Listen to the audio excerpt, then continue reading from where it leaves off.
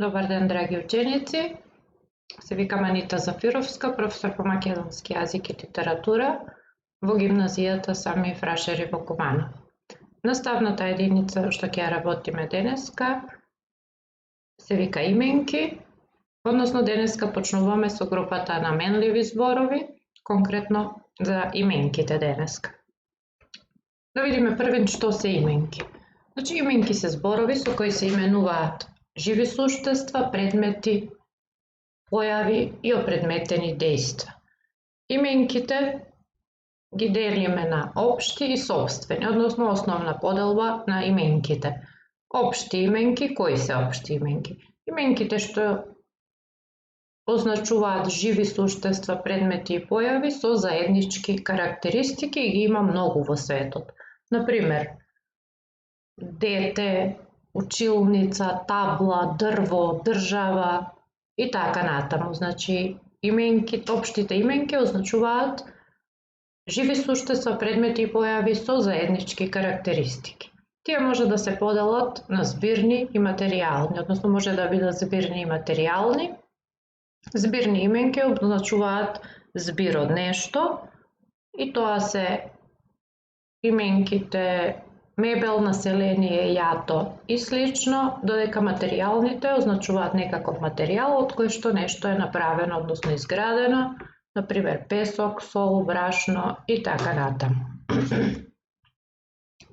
Сопствените именки, значи за разлика од општите кои означуваат заеднички карактеристики, сопствените именки означуваат нешто сопствено, односно единствено. Со нив се означуваат имиња на луѓе, например Сашо, Ана, Азра, Патон и така натаму, презимиња на луѓе, Мурати, Поповски, Стошиќ и други.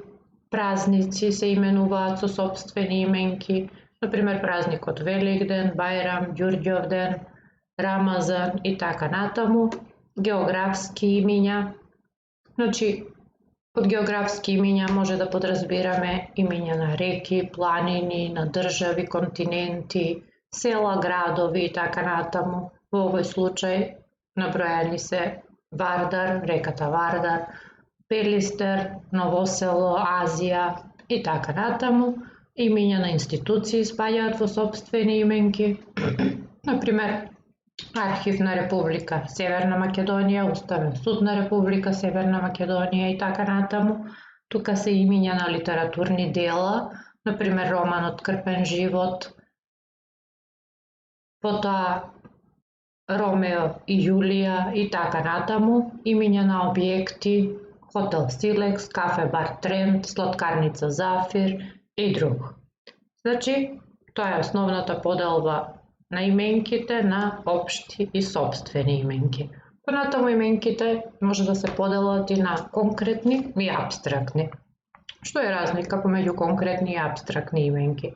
Конкретните именки може да ги видиме, да ги дофатиме, да ги почувствуваме, значи тоа се конкретни работи, например дрво, учебник, леб, куќе.